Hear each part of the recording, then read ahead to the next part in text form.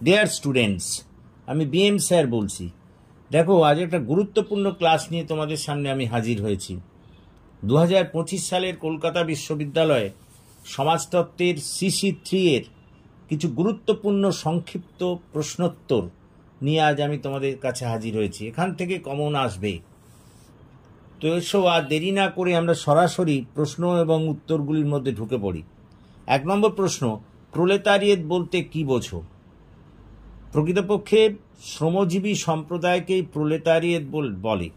আরও বিশ্লেষণ করে বলা যায়, যেসব মানুষ নিজেদের শ্রম বিক্রি করে জীবিকা অর্জন করে এবং যাদের নিজস্ব বা ব্যক্তিগত কোনো সম্পত্তি নেই, তাদেরই প্রোলেতারিয়েট বলে। পরের প্রশ্ন, উদ্বৃত্ত মূল্যতত্ত্ব কী? বস্তুতপক্ষে ধনতান্ত্রিক ব্যবস্থায় অতি পারিশ্রমিকের ফল হল উদ্বৃত্ত মূল্য।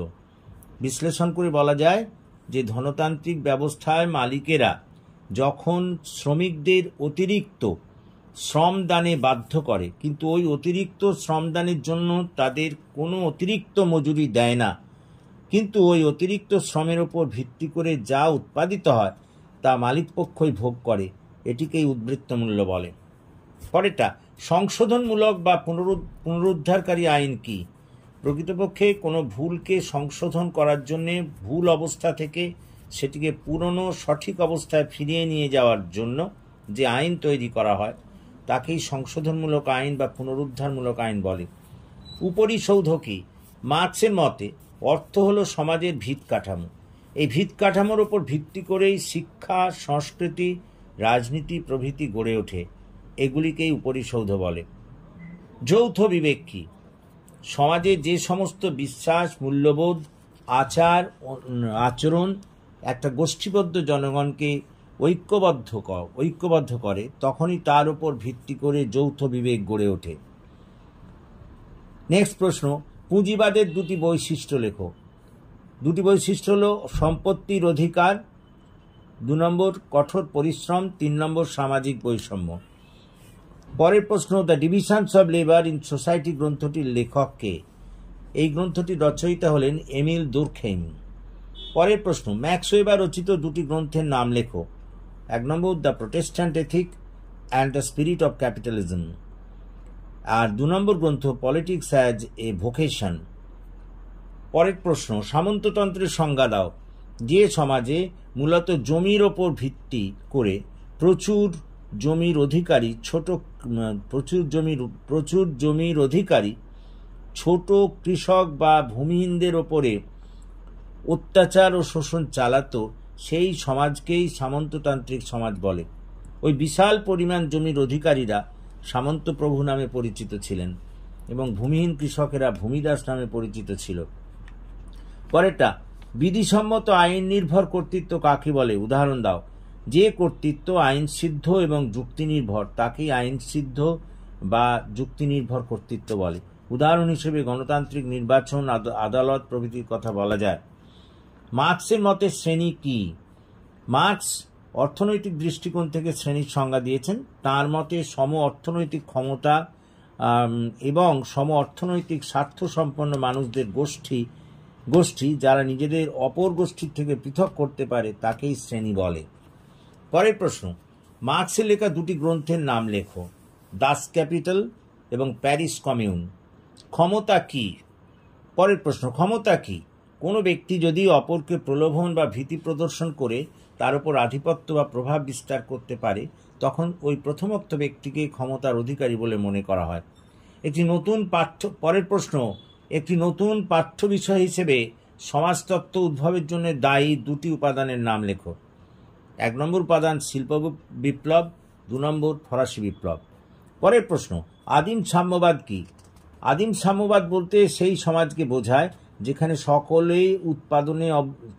সকলেই উৎপাদন ব্যবস্থায় সমানভাবে অংশগ্রহণ করে এবং উৎপাদিত শস্যকে তারা সকলেই সমানভাবে নিজেদের মধ্যে ভাগ করে নেয়। এই ধরনের সমাজকেই আদিম সাম্যবাদী সমাজ বলে। পরেরটা, মার্ক্সের মতে উৎপাদন সম্পর্ক কি? মার্ক্সের মতে প্রত্যেকটি সমাজে উৎপাদনের সঙ্গে তার উপাদানের একটা সম্পর্ক গড়ে ওঠে। দ্বন্দ্বমূলক বস্তুবাদের নিয়ম অনুযায়ী সময়ের পরিবর্তনের সঙ্গে সঙ্গে এই সম্পর্ক লঙ্ঘিত হয় এবং যার ফলে এই সমাজে পতন ঘটে। আবার নতুন করে উৎপাদন ও তার উপাদানের সঙ্গে যে সম্পর্ক গড়ে ওঠে তার ভিত্তি করে নতুন সমাজ গড়ে ওঠে। পরের প্রশ্ন, দুটি অবস্তুগত সামাজিক ঘটনার উদাহরণ দাও।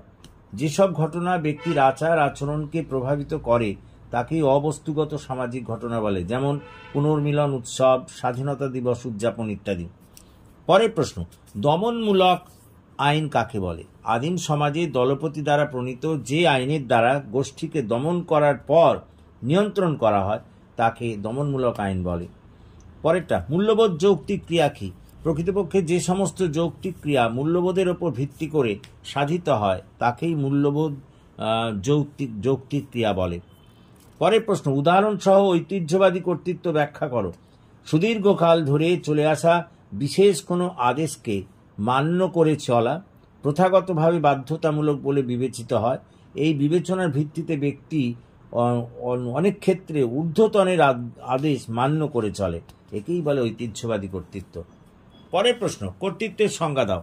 যখন কোনো ব্যক্তি অপর কোনো ব্যক্তিকে ভীতি বা প্রলোভন না প্রদর্শন করেই তার উপর প্রভাব বিস্তার করতে পারে তখন ওই প্রভাবকেই কর্তৃত্ব বলে। পরের প্রশ্ন, দুর্খেইমের লেখা যে কোনো দুটি বইয়ের নাম লেখো। 1 নম্বর ডিভিশন অফ লেবার, 2 নম্বর সুইসাইড। পরের প্রশ্ন, সামাজিক ক্রিয়ার দুটি বৈশিষ্ট্য উল্লেখ করো। 1 নম্বর বৈশিষ্ট্য, অতীত, বর্তমান ও ভবিষ্যতের দ্বারা সামাজিক ক্রিয়া প্রভাবিত হয়। 2 নম্বর বৈশিষ্ট্য, বিষয়গত অর্থ আরোপিত থাকে। নেক্সট প্রশ্ন, সামাজিক সংহতি কি? সমাজের মধ্যে শ্রমবিভাগ বৃদ্ধি পাওয়ার সাথে সাথে একে অন্যের প্রতি নির্ভরশীলতার দ্বারা ঐক্য বৃদ্ধি পায়, এটিকেই সামাজিক সংহতি বলে।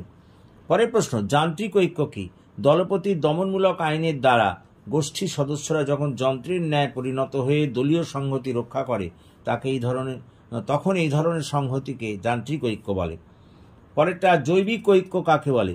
জীবদেহের অঙ্গ প্রত্যঙ্গের ন্যায় শিল্প সমাজের অতিমাত্রায় শ্রমের বিভাজন সত্ত্বেও যখন শ্রমিকেরা একে অন্যের ওপর নির্ভরশীল ও একত্রিত হয় তখন এই ধরনের ঐক্যকে জৈবিক ঐক্য বলে। নেক্সট, পবিত্র কি? পবিত্র বলতে সেই সকল বিষয়বস্তুকে বোঝায় যা মানব সমাজের বাস্তব অভিজ্ঞতার সঙ্গে যুক্ত, ধর্মীয় বিশ্বাস, আচার অনুষ্ঠান এবং কর্তব্যবোধ। পরের প্রশ্ন, অপবিত্র কি? অপবিত্র বলতে সেই সকল বিষয়কে বোঝায় যা মানব সমাজের বাস্তব অভিজ্ঞতার সঙ্গে যুক্ত নয়। টোটেম কি? টোটেম হলো কোনো প্রাণী বা বস্তুতে ঈশ্বর জ্ঞানে রক্ষা করা এবং পুজো করা।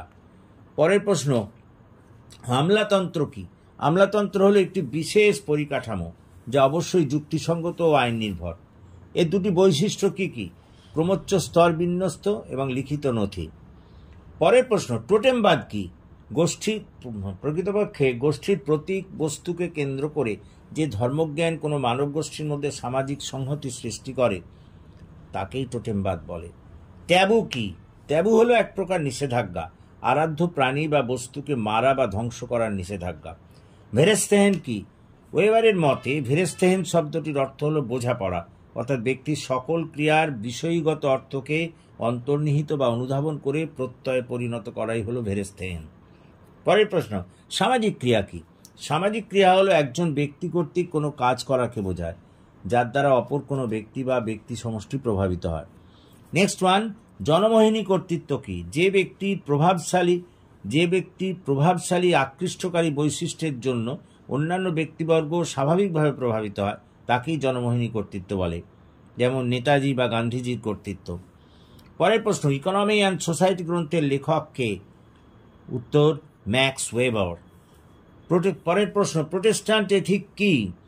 প্রোটেস্ট্যান্ট এথিক হলো একটি বিশেষ ধর্মীয় নীতিবোধ যা ইউরোপে ধনতন্ত্রের বিকাশ ঘটিয়েছিল। তো দেখো, এইগুলো তোমরা স্ক্রিনশট নিয়ে নাও, এখান থেকেই কিন্তু তোমাদের প্রশ্ন আসবে। তো আশা করি তোমরা বুঝতে পেরেছো, এবং যদি বুঝতে পারো তাহলে প্লিজ এই ক্লাসের কথা তোমাদের বন্ধুবান্ধবদের মধ্যে শেয়ার করো এবং তাদেরও এই ক্লাসে যোগদান করতে বলো। এবং সর্বোপরি যারা এখনও আমার এই চ্যানেলটিকে সাবস্ক্রাইব করোনি, প্লিজ সাবস্ক্রাইব মাই চ্যানেল।